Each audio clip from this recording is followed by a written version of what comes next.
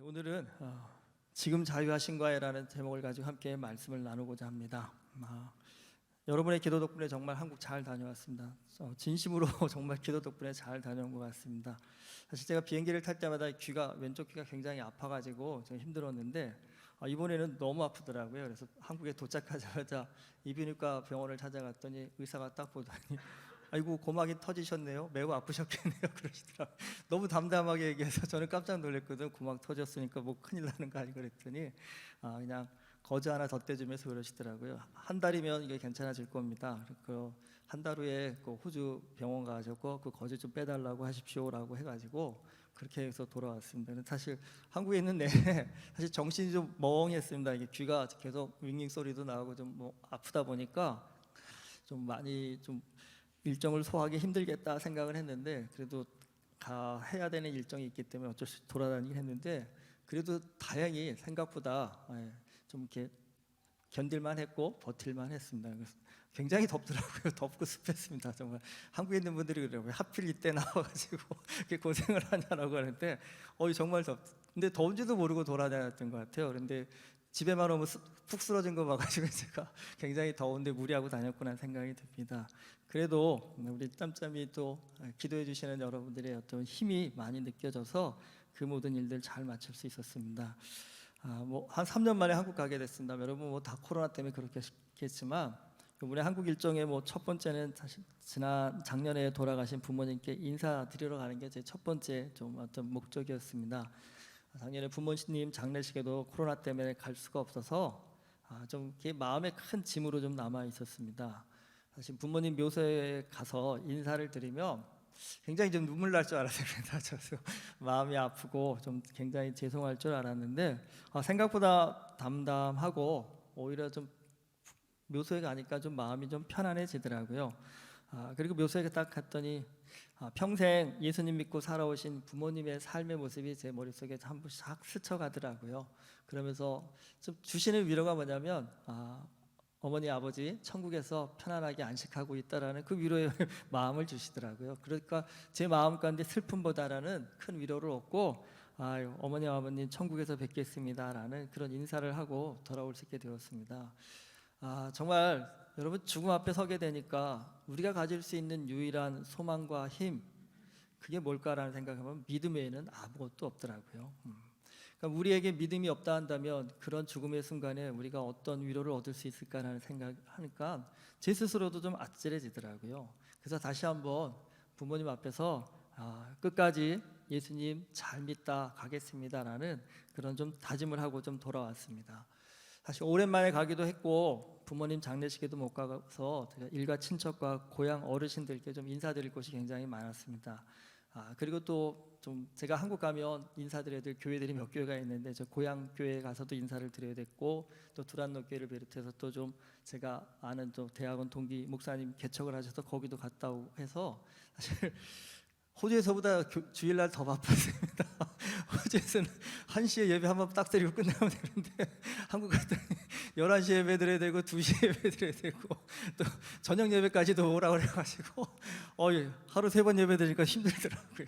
한국에 있을 땐 당연했던 것들이 이제 호주에서 좀 세상 말로 군기가 좀 빠진 것 같습니다. 좀 힘들더라고요. 그런데 그 좀 바쁜 일정이었지만 또 의외로 한국에 계신 은혜교 성도님들이 꽤 계시더라고요. 제가 그래서 또 신방도 좀 하고 만나기도 했습니다.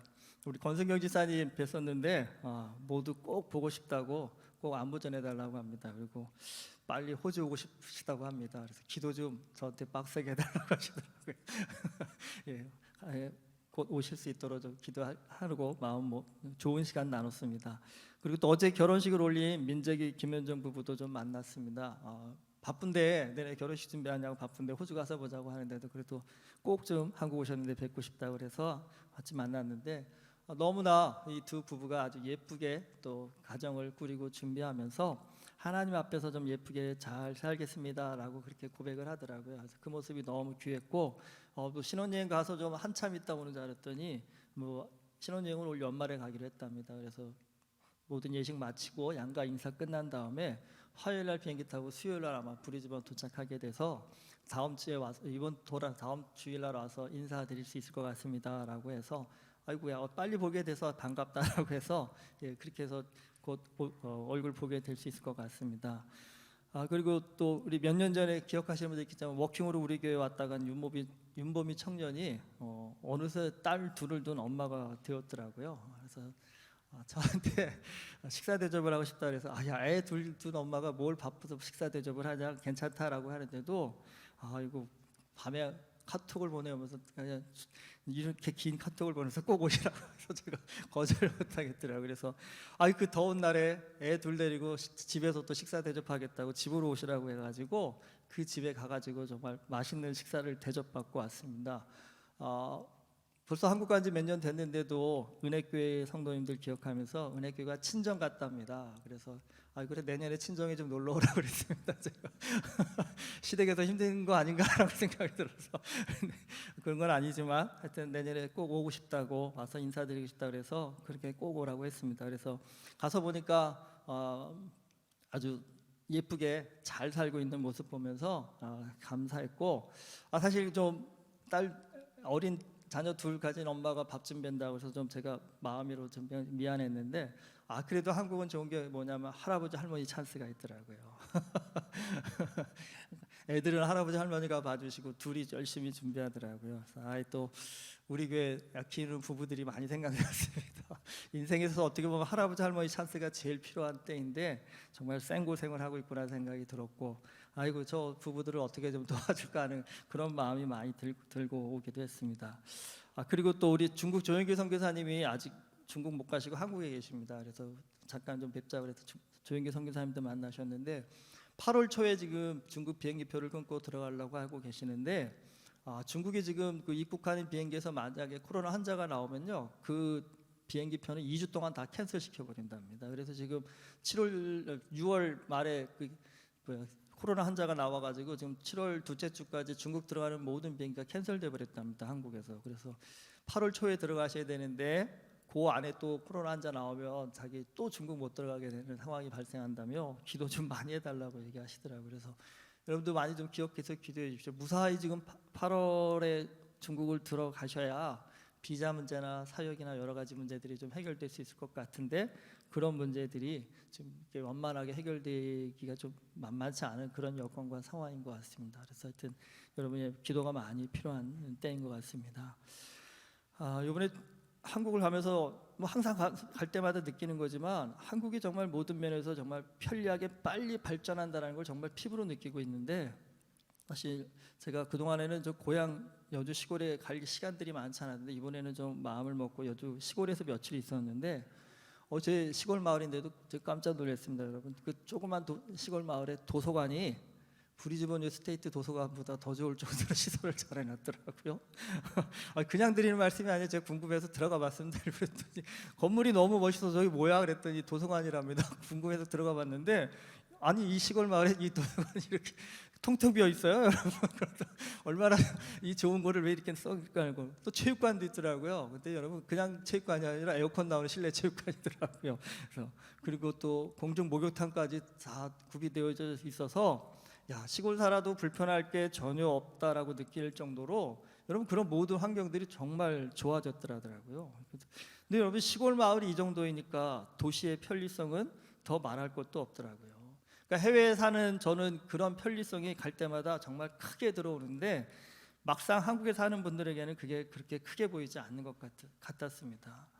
한국 갈 때마다 느끼는 거지만 많은 분들을 만나는데 공통적인 건 모두가요 참 바쁜 생활을 하고 있고 그러면서도 한편으로 다들 무슨 생각을 하냐면 이 바쁜 생활에서 좀 벗어나고 싶다라는 겁니다. 그러니까 경쟁이 너무 치열하다 보니까 그게 너무 피곤해서 이제는 좀 그 경쟁에서 좀 벗어나 살고 싶다라는 마음들을 많은 분들이 갖고 계신 것 같습니다. 또 제 개인적으로 느끼는 건 한국의 생활 수준은 이제 정말 전 세계 어느 나라와 비교해도 빠지지 않는 정말 선진국이 되었다는 느낌이 들었습니다. 그런데 한편으로 안타까운 건 그래도 정서적으로는 사람들이 왠지 쫓기고 불안해하고 초조해하는 그런 느낌을 갖고 있는 거죠. 그러니까 어떻게 보면 육과 영의 균형이 조금 불균형이 더 커지지 않았나라는 그런 느낌을 받았습니다. 이 정도 살면 좀 만족할 만도 한데 왜들 다들 그렇게 불안해하고 힘들어할까? 저 개인적으로 느낀 바는 그겁니다. 좀 너무 물질 지향적인 가치 때문이 아닌가라는 생각이 듭니다. 뭐 목사라서 말씀을 드리는 게 아니라, 그러니까 믿지 않는 분들을 만나면 이 돈에 너무 가치를 두고 사시더라고요. 너무 돈 든다라고 사시더라고요. 근데 또 자기만 그런 게 아니라 대다수 사람들이 그렇게 살다 보니까, 여러분 그런 사회 속에서 나 혼자 그런 흐름을 거슬러 살기가 참 힘든 것도 한편으로는 이해가 되었습니다. 그런데 이런 상황 속에서 믿는 사람들조차도 더 어떻게 해요?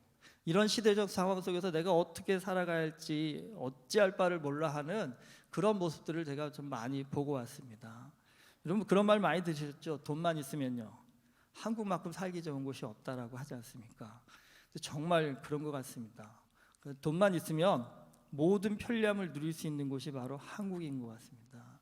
그러다 보니까 모두가 더 돈 하는 것 같습니다. 그러다 보니까 이번에 한국의 교회들을 방문하면서 많이 안타까운 건, 한국 교회들이 힘을 많이 잃었더라고요. 많은 젊은이들이 특히 코로나를 거치면서 온라인 예배를 거치면서 교회에 안 나온답니다. 요즘에 이게 나와도 되는데 이제 안 나온답니다. 온라인 예배 드린다고요. 문제는 뭐 온라인 예배를 드리는 게 문제가 아니라, 그것이 정말 어떤 하나님의 말씀에, 진리의 말씀에 귀 기울이는 어떤 은혜의 마음을 가지고 뭐 어쩔 수 없이 온라인 예배를 드리면 모르겠지만, 편리함 때문에 온라인 예배에 빠지다 보니까, 여러분 그 편리함 속에서 추구하는 예배 가운데 그 귀에 진리의 말씀이, 하나님의 말씀이 그게 들려오기는 굉장히 어렵겠지요. 하나님의 말씀이라는 것은 우리가 불편함을 무릅쓰고 어려움을 무릅쓰고 그 말씀 앞에 나아가고자 하는 헌신이 있을 때, 그러니까 마음 문이 열릴 때 하나님의 말씀이 들려오는 건데, 그냥 편하게 그냥 나는 예배 어떻게 일종의 때우겠다라는 마음으로 예배를 드리니까 말씀이 그 귀에 들려오기는 점점점 어려울 겁니다. 문제는 뭐냐면 여러분, 하나님의 말씀이 귀에 들려오지 않으면 우리의 심령에는 뭐가 차기 시작할까요? 이 세상의 욕심이 더 채워지겠다는 겁니다. 세상의 가치가 채워진다는 겁니다. 그러니까 우리의 이 심령은요, 일종의 전쟁터입니다. 영과 육의 전쟁터입니다. 그러니까 영적으로 우리가 심령이 채워지지 않으면 세상의 가치가 우리의 심령을 차지하게 되어 있는 것이고, 영적인 힘이 강해질수록 세상의 가치가 우리의 심령에서 멀어져 가게 되어진다는 건데, 하나님의 말씀이 귀에 들어오지 않다 보니까 자꾸 심령 안에 세상의 가치가 자리를 잡게 되고, 세상의 가치가 자리 잡을수록 여러분 뭐가 더 그 사람 인생에 중요한 걸로 비춰지겠습니까? 이제 한국은 딴 거 필요 없더라고요. 돈이 제일 좋더라고요. 돈만 있으면 된다라는 이 돈의 가치가 너무나 강조가 되고 있더라고요. 근데 문제는 여러분, 돈을 사랑할수록요 심령은 더 메말라지게 되어 있다는 겁니다. 한국에서 정말 믿지 않는 분들을 만나면서 느껴진 것 중에 하나가, 그 마음의 어떤 강팍함이라고 할까요? 그것을 좀 많이 느낄 때마다 너무나 안타까웠습니다. 그러니까 오로지 돈만 바라보며 살아가는 그 인생이 참 안타까웠습니다. 그나마 믿음의 사람들은 그래도 말씀 안에서 좀 마음을 지키기 위해서 고군분투하면서 살고 있었는데, 믿음 없는 분들은 완전히 세상적 욕심에요 완전히 포로가 되어버렸습니다. 그래서 오로지 돈만 바라보며 사느라 정신이 없었습니다. 그러니까 좀 인생이라는 것이 여러분, 좀 돈도 벌어야 되겠고 어느 정도 뭐 안락하게 누리며 살아가야 되는 것도 맞겠지요. 그런데 한 번쯤은 좀 그런 고민도 해봐야 되지 않을까요? 우리 다 행복하기 위해서 열심히 사는데 정말 진정한 행복은 무엇일까? 그러니까 좀 이러한 진지한 고민들이 사실은 좀 필요하지 않을까라는 생각이 듭니다. 근데 요즘은 이런 얘기하면요 무슨 진짜 뚱딴지 같은 얘기냐면서 아예 그런 얘기 자체를 하려고 하지도 않고 드리려 하지도 않는다라는 겁니다. 여러분, 성경에 보면 예수님은 진리에 대해서 많은 말씀을 하셨습니다. 진리가 무엇인지, 어떻게 우리가 진리를 알 수 있는지, 그리고 진리를 알면 우리가 받게 되는 복이 무엇인지 등등, 진리를 통해서 우리의 삶이 변화될 수 있기를 예수님은 정말 바라고 원하셨습니다. 그럼 여러분, 진리란 무엇입니까? 진리란 간단합니다. 참된 것입니다. 진짜인 것이 진리라는 겁니다. 그런데 진리를 어떻게 알아볼 수 있을까요? 여러분, 진짜를 알아보려면 가짜의 마음을 뺏기지 않아야 된다는 겁니다. 그리고 가짜의 마음 뺏기지 않고 진짜를 알아볼 수 있을 때 우리가 얻는 그 진리를 알게 될 때 우리가 얻는 진정한 복은요, 자유라는 겁니다. 자유. 그러니까 어떤 것에도 매이지 않고 마음 안에 평안함과 기쁨을 누릴 수 있는 그 자유함의 복을 예수님은 우리에게 주기를 원하셨다는 겁니다. 저도 이렇게 저 인생을 한번 돌아보니까 예수님을 만나기 전에 저도 세상 욕심이 많았던 사람이었던 것 같습니다. 그러니까 출세와 성공을 위해서 정말 열심히 노력하던 사람 중에 한 명이었습니다. 그런데 여러분, 그렇게 살 때 제 눈에 귀중하게 보여지는 것들은 어떤 것들이었냐면 세상적인 것들이었습니다. 사회적인 지위, 돈, 이런 것들이 내 인생에서 가장 중요하다는 생각들을 하고 살았었습니다. 사실 그런 때 제 인생에서는 사람과 사람 사이에 나누어지는 따뜻한 정과 어떤 사랑, 이런 것들이 별로 그렇게 크게 보이지 않았습니다. 하지만 예수님을 만난 후에 그렇게 말하자면 무엇이 중요한지라고 하지 않습니까? 그러니까 무엇이 중요한가에 대한 가치가 제가 완전히 바뀌게 되었습니다. 여러분, 인생을 정말 행복하게 만드는 것, 그게 뭐라고 생각하십니까? 사실 거기에 대한 답을 여러분이 어떻게 하시냐 보면 내 마음의 중심이 어디에 있는지를 사실 볼 수 있는 아주 중요한 기준입니다. 자, 누군가가 여러분, 당신의 인생을 가장 행복하게 만드는 요소가 뭐라고 생각하십니까? 라고 물어보신다면 여러분 뭐라고 대답하시겠습니까? 돈이라고 하시겠어요? 그래도 여기 앉아 계신 분이 그렇게 얘기하지는 않겠죠. 마음으로는 그렇다고 이분은 그렇게 얘기 안 하시겠죠? 여러분, 돈 그거 아니더라고요. 사람과 사람 사이에 가장 중요한 것, 우리를 가장 행복하게 만들어주는 것, 그게 바로 사랑이라는 생각이 듭니다. 정이라는 생각이 듭니다. 이번에도 한국 가서 제가 호주 오기 전까지 사역했던 교회가 하남에 있는 두란노 교회입니다. 부교육자로서 사실 3년 정도 사역하고 왔거든요. 이제 떠나온 지가 벌써 16년이 되었습니다. 그런데도 제가 한국에 갈 때마다 저를 기억해 주시고 따뜻한 마음을 나눠주시는 성도님들이 정말 많으십니다. 그래서 제가 이번에 불현듯 그런 생각이 들었습니다. 내가 은혜교회를 은퇴하고 10년 후에도 나를 기억해 주는 성도님들이 있을까? 별로 기억 안 해주시는데 이번에도 갔는데 두란노 교회분들이 얼마나 식사를 또 대접해 주시고, 이번엔 제가 두란노 교회가 그 선교관을 운영하고 계십니다. 해외에 계시는 선교사님이나 목사님들이 한국에 오시면 머물 곳이 마땅치 않기 때문에 그분들이 머물라고 조그만 아파트를 하나를 구해서 거기를 빌려주고 계십니다. 그래서 이번에 저도 좀 거기에 있었거든요. 근데 그 선교관에 들어갔는데 아이고, 권사님 지사님들이 저가 온다고 해서 여러 가지를 준비해 주셨는데 들어가 봤더니 정말 불편한 거 하나 없게 하시려고 아주 세밀하게, 정말 디테일하게 그냥 세탁기 있는 세제까지 하나까지 아주 다 준비를 해놓으시고 편안하게 계시다 가시다라고 그렇게 말씀해 주시더라고요. 여러분, 인생 살면서 나를 기억해 주는 사람이 있다라는 것, 그리고 따뜻한 사랑을 나눌 수 있는 사람이 있다라는 것, 여러분 살면서 그게 얼마나 큰 행복인지 느껴보셨나요? 아무리 돈이 많아도 뭐합니까? 여러분, 어떤 부자가 얘기하더라고요. 돈 많고 외로운 게 세상에서 제일 힘든 거라고요. 우리가 이게 이해가 안 되잖아요, 그렇죠? 외로움은 알겠는데 돈이 많아본 걸 몰라가지고 돈 많고 외로운 게 어떤 느낌인지를 우리가 잘 몰라서 이거를 우리가 이해를 못해서 정말 저도 안타까운데, 할 수만 있으면 좀 겪어보고 느껴봤으면 좋겠습니다. 돈 많고 외로워서 그게 얼마나 괴로운 건지를 알아서 정말 작은 떡 하나라도 나눌 수 있는 그런 따뜻한 사람들과 함께하는 것이 얼마나 복인지를 좀 알 수 있다면 얼마나 좋을까 하는 생각이 많이 들었습니다. 그러니까 한마디로 좀 가치의 혼란이라는 생각이 많이 들었습니다. 한국에 가서 많이 느낀 것은 많은 분들이 행복해지고 싶어하고 많은 분들이 더 나은 삶을 살고 싶어 함에도 불구하고 무엇이 진짜 행복인지, 무엇이 진짜 가치 있는 것인지에 대한 이 생각들은 정말 어쩌면 세상의 흐름에 그냥 휩쓸려져 버려서 아예 생각조차 못한 채 그냥 세상이 요구하는 대로 그냥 돈 버는 일에만 집중하며 살아가는 그런 모습을 보면서 한편으로 좀 많이 안타깝기도 했습니다.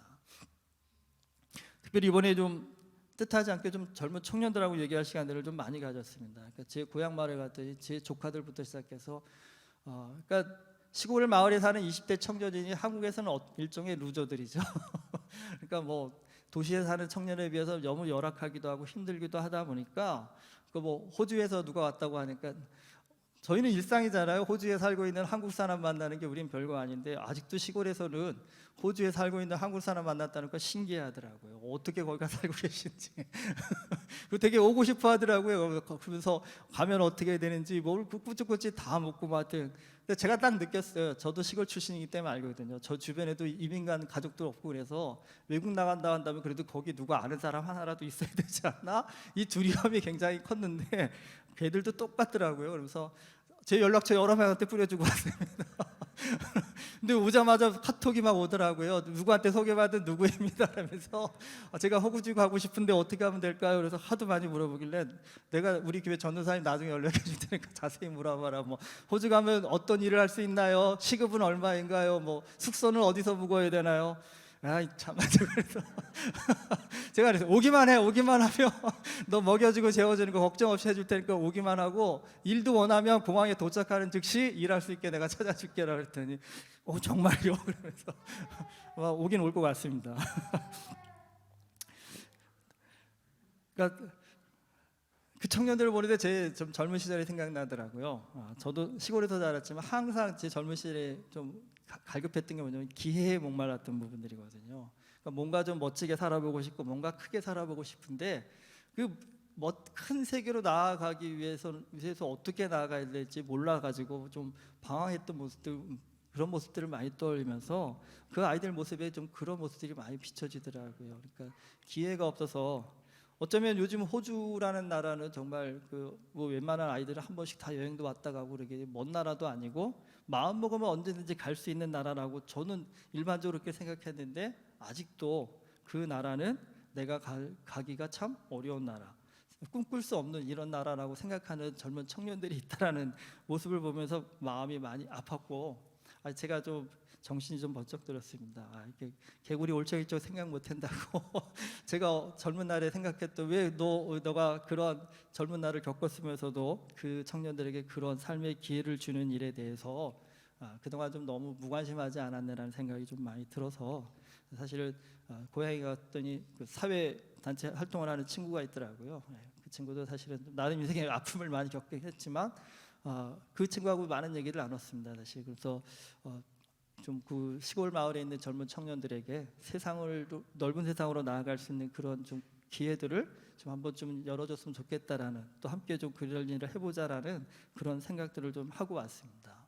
또 뿐만 아니라 뭐 제가 또 어릴 때부터 우리 아내가 유치원 교사일 때 그 학생이었던 그 어린 꼬마가 벌써 20대 후반이 되었더라고요. 그래서 그 청년하고도 이야기를 나눴는데 이 친구가 미국의 한 주립대학을 졸업했더라고요. 그런데 작년에 한 직장에 인턴을 지원하면서 자기가 겪었던 이야기를 하더라고요.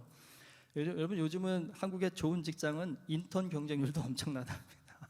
그러니까 인턴 들어가는 것도 정말 머리에 터질 정도로 경쟁을 해야 되는 상황인데 이 친구도 미국에서 유학을 했기는 했지만 자기 생각에는 정말 이름 없는 주립대학이라서 굉장히 주눅이 들었답니다. 그러니까 면접을 보러 갔더니 실제로 한국 인류대학을 나온 친구들부터 시작해서 미국의 유수한 대학을 나온 친구들이 수두룩하더랍니다.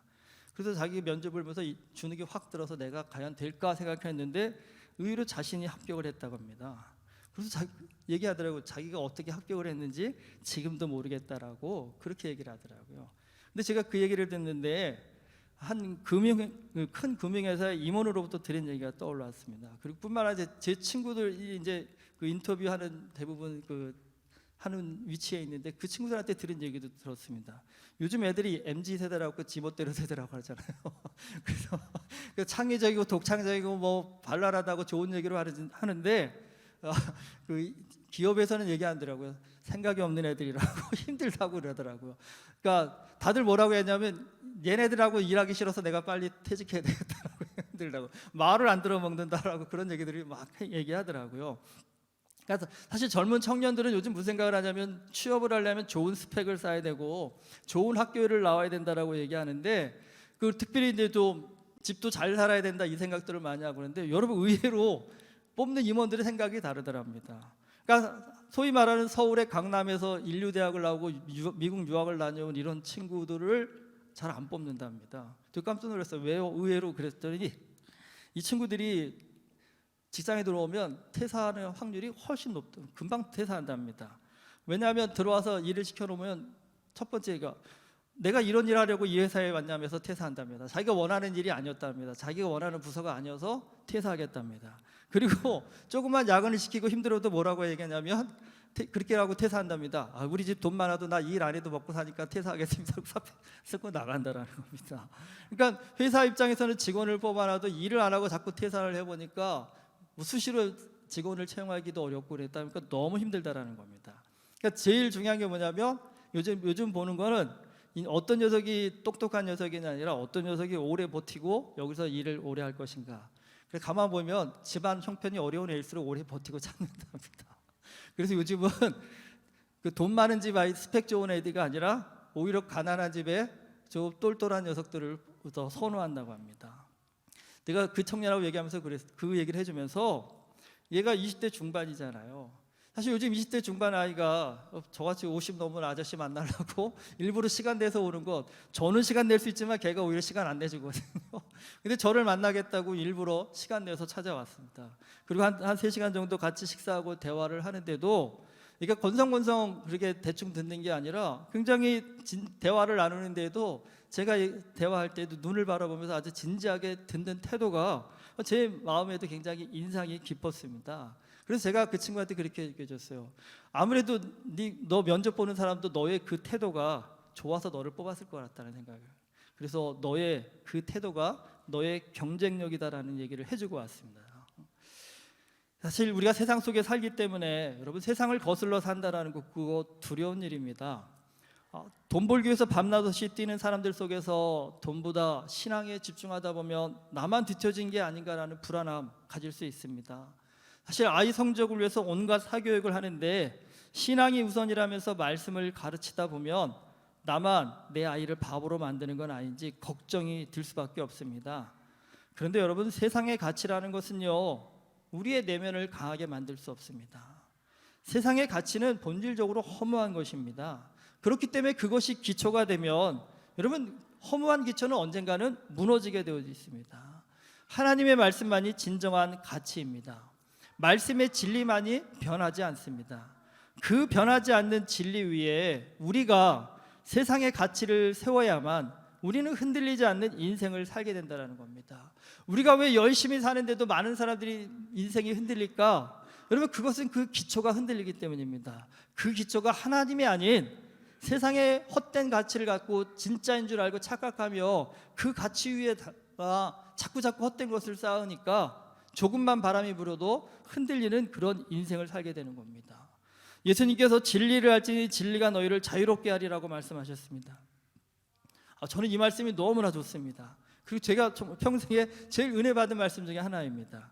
그런데 이 말씀을 듣던 유대인들은 어떻게 반응합니까? 우리가 아브라함의 자손이라 남의 종이 된 적이 없거늘 어찌하여 우리가 자유롭게 되리라 하고 반문합니다.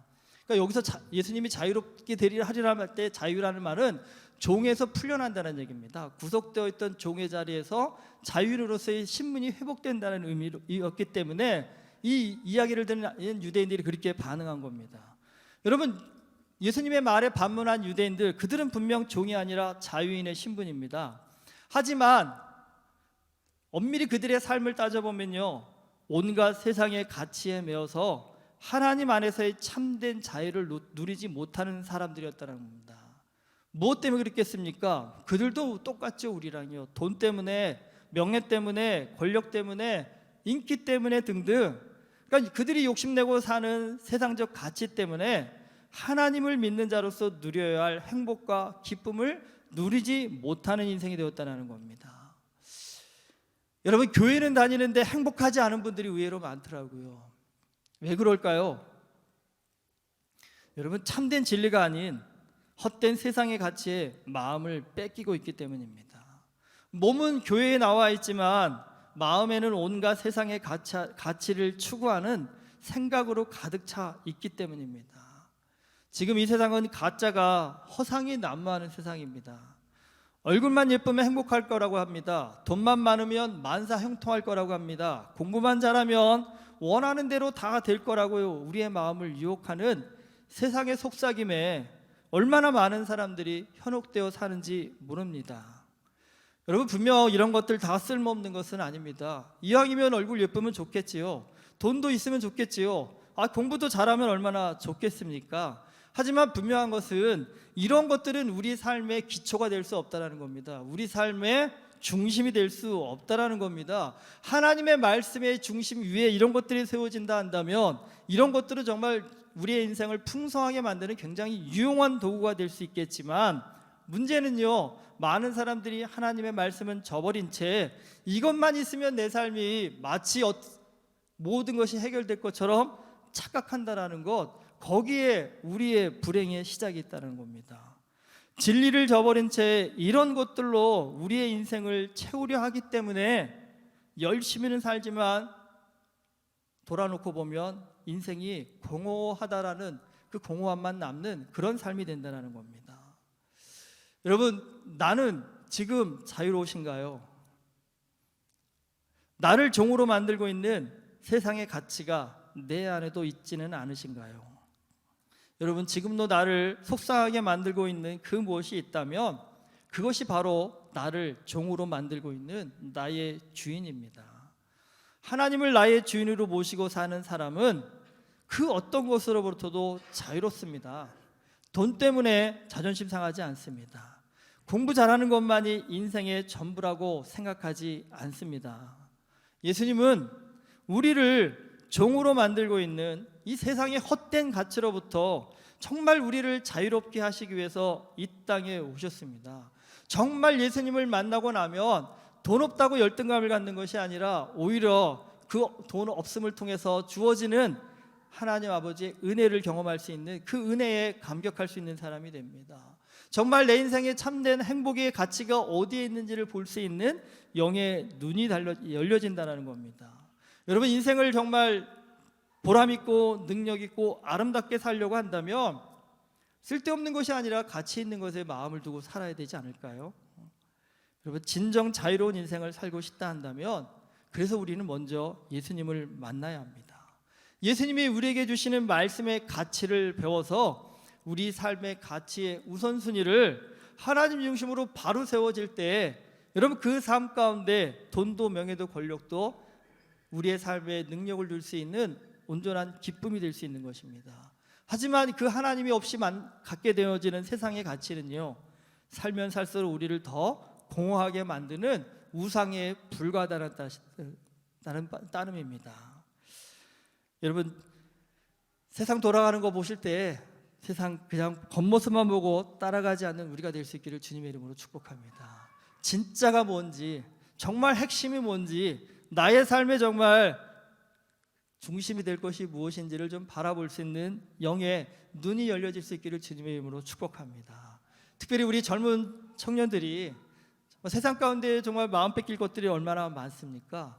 그런 것들에 마음 뺏기지 않고 하나님이 정말 원하시는 것, 하나님이 정말 기뻐하시는 것이 무엇인지를 좀 볼 줄 아는 믿음의 눈을 갖고요, 젊은 날부터 정말 하나님 안에서 참된 자유함을 누릴 수 있는 그런 복된 그리스도인 될 수 있기를 정말 주님의 이름으로 축복합니다. 여러분, 예수님을 만나야만 정말 이 거대한 파도와 같은 세상의 헛된 가치에 매이지 않고요, 하나님 안에서 참된 자유함을 누리는 자연이 되는 줄 믿습니다. 여러분, 세상이 혼돈할수록, 세상이 헛된 가치에 마음 뺏길수록 우리가 더욱더 예수 그리스도 중심의 믿음의 가치를 굳건히 세워서 정말 참된 삶의 의미와 가치와 보람이 어디에 있는지를 우리의 삶으로 증거해 보일 수 있는 참된 자유함을 누리는 하나님의 백성 될 수 있기를 주님의 이름으로 축원합니다. 기도하시겠습니다. 하나님 아버지, 세상을 살아가는 일 결코 만만치 않습니다. 너무나 많은 세상의 가치들이 우리를 이게 파도처럼 밀려와서 아버지 하나님, 그것을 헤쳐나가기가 참 버겁고 힘들 때가 많음을 고백합니다. 그러나 아버지 하나님, 아무리 파도가 쳐도 바위는 흔들리지 않습니다. 우리가 하나님 말씀에 굳건히 뿌리를 내리고 믿음의 바위와 같은 신앙을 굳건히 지킨다 한다면 우리는 흔들리는 세상 속에서도 흔들리지 않는 믿음을 가지고 참된 자유함을 누리는 믿음의 사람이 될 줄 믿습니다. 아버지 하나님, 이 시간 주님 앞에 나와 예배드리는 우리 모두에게 하나님께 중심을 두고 참된 자유함을 누리는 하나님의 백성으로서 살아갈 수 있는 힘과 능력, 우리에게 허락하여 주시옵소서. 예수 그리스도 이름으로 기도드립니다. 아멘.